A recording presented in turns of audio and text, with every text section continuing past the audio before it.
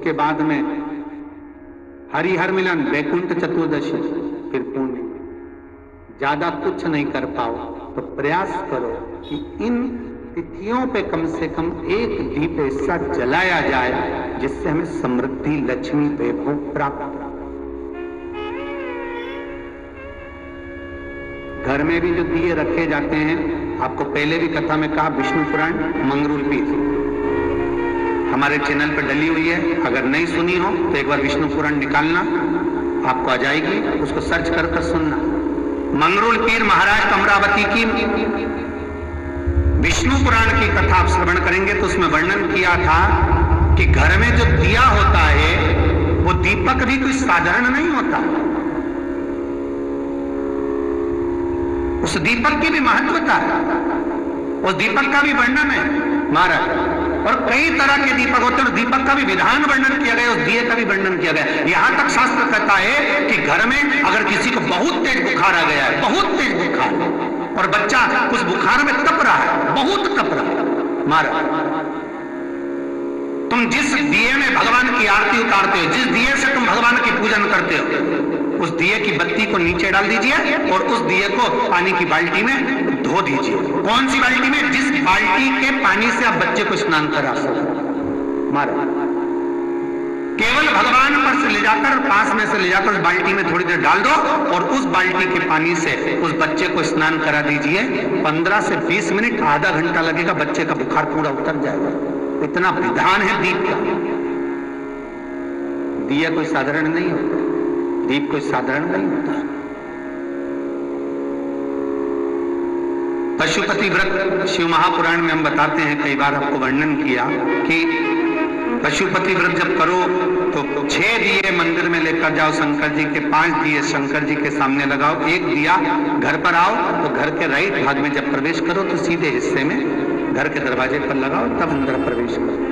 क्यों कहते हैं? क्योंकि उस दीप का महत्व होता है। दिए भी अलग अलग होते हैं। पहला दिया होता है प्रणति दिया। मैं चैनल वालों से कहूंगा, अगर आपके पास में अगर, क्योंकि हमने पहले भी कथा में कहा कि जिस जिस जगह का स्मरण कराएं उस जगह का फोटो भी आप दिखाएंगे तो उसका आनंद कथा सुनने वालों को, ऑनलाइन वालों को मिलेगा। पहला होता है प्रणति दिया। ये प्रणति दिया मट्टी का दीप, जिस दीप के अग्रभाग को थोड़ा सा बड़ा कर दिया जाता है, उसको प्रणति दिया गया।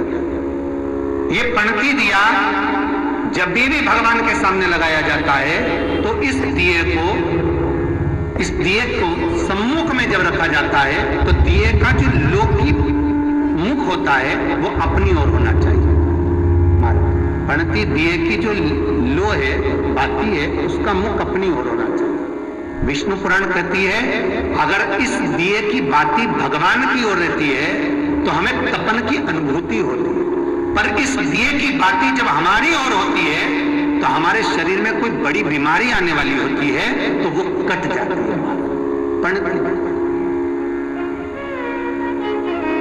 विष्णु पुराण में दूसरा दीप कहा गया है निरांजन दीप।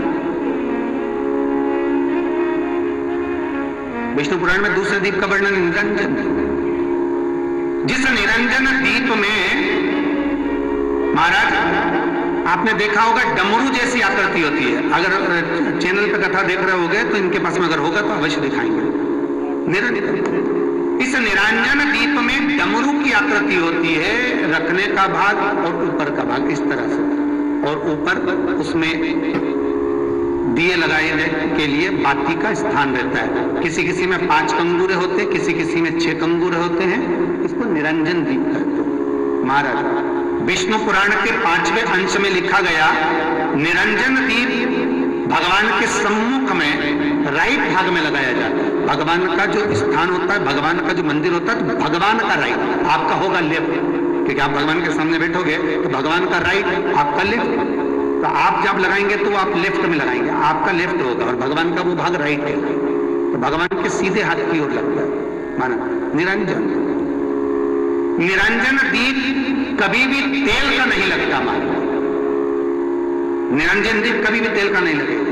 हाँ, ये हो सकता है कि बटी निरंजन जो दीप होता है उसमें तेल डाल सकते हैं। बटी निरंजन दीप जो होता है उसमें कंगूरे नहीं होते। बटी निरंजन दीप केवल गोल होगा, ऊपर से डमरू जैसी आकृति होगी, डमरू जैसा होगा, ऊपर से उसमें कहीं कंगूरे नहीं होते।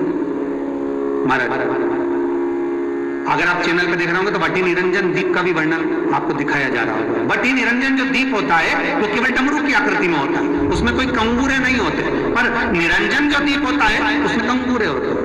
तो जो निरंजन दीप होता है उसमें कभी तेल नहीं डाला जाता। निरंजन दीप को हमेशा घृत से ही लगाया जाता है।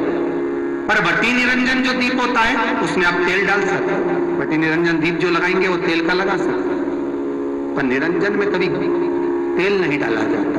क्यों नहीं डालते?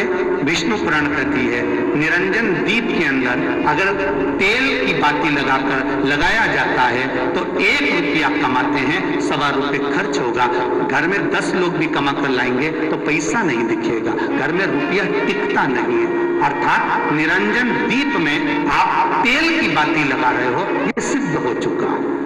अब अगर आप यही बात किसी जगह पर पूछोगे, किसी आचार्य से पूछोगे हमारे यहाँ ऐसा हो रहा है, तो वो कहेगा तुम्हारी गृहदशा खराब हो रही है, तो उसने अंगूठी पहना दी। अंगूठी पहनाने के बाद भी घाटा खा गए। फिर पूछोगे महाराज हमने तो अंगूठी पहनी, नीलम पहना, पुगराज पहना, ये पहना, वो पहना, आराम नहीं लगा, तो कहा तुम्हारे यहाँ वास्तु का दोष है। वास्तु भी सही करवा लिया, उसके बाद भी सुख नहीं मिल रहा। अर्थात आपके दिए में जो आप बाती लगा रहे हो उसमें कुछ कमी है, उसको पहचानो। चतुर जो डॉक्टर होता है वो जरा सी देर में पकड़ लेता है कि इसको प्रॉब्लम हो क्या रही, और नहीं तो कहीं जांच कराओ, ये जांच वो जांच, और मालूम पड़े कुछ निकले नहीं, फिर भी शरीर में कष्ट का कारण क्या वो पकड़ा जाता। मतलब आप 1 रुपया कमा रहे हो, 1.25 रुपया अगर खर्च हो रहा है तो निरंजन जो दीप है उसमें तेल की बाती लग रही है, ये पक्का है, ये पक्का है। मतलब घर में पैसा टिक नहीं है। पैसा आ तो बहुत रहा है, बहू भी कमा रही, बेटा भी कमा रहा, दुकान से भी आ रहा है, किराए से मकान भी चल रहा है, वहां से भी बहुत कुछ आ रहा है, पर आखिर पैसा दिखता क्यों नहीं है? आया 1 लाख रुपए रात को आए, 2-3 दिन में चले गए, बची नहीं कुछ भी। पत्नी के पास भी बेचारी वो माई के साल के जोड़ के वो तो बताती नहीं, अच्छा थोड़ा सवाल करो, पर कमाई का धन नहीं दिख रहा। मतलब निरंजन जो दीप है, निरंजन दीप जिसमें ऊपर कंगूरे बने रहे, 5, 6, 7 डमरू की आकृति का रहता, पर उसमें कंगूरे बने रहते निरंजन, उसमें जरूर आप तेल डालकर जला रहे हो, इसलिए धन दिख नहीं रहा, संपदा दिख नहीं, वैभव दिख नहीं, उसमें केवल घी की ही बात है। और महाराज बटी निरंजन जो दीप होता है उसके अंदर आप तेल डालकर जला सकते हो। बटी निरंजन जो दीप होता है ये आप किसी भी स्थान पर लगाओगे, सबसे पहले पितृ इससे भाग ग्रहण करते हैं, देवता को देते हैं, देवता उससे भाग ग्रहण कर कुबेर को प्रदान करते हैं, कुबेर उससे भाग लेकर शिव को प्रदान करता है।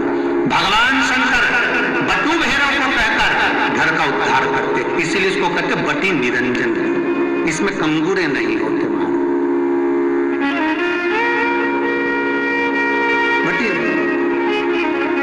एक कुबेर निरंजन भी होता है, दिए में स्टैंड होता है, पकड़ने की जगह होती है, आगे उसमें चोंच लगी रहती है, उसको कुबेर निरंजन दीप कहते हैं। कुबेर निरंजन दीप महाराज जब भी जलाया जाता है, इस तरह का दिया अगर किसी के घर में हो कुबेर निरंजन, जिसमें स्टैंड होता है, ऊपर होता है, थोड़ा लंबा होता है, आगे लंबाई निकली रहती है। कुबेर निरंजन टीवी पर आप दर्शन कर रहे होंगे, तो कुबेर निरंजन जो दीप होता है उसमें आगे भाग लंबा रहता है और पकड़ने का स्थान होता है।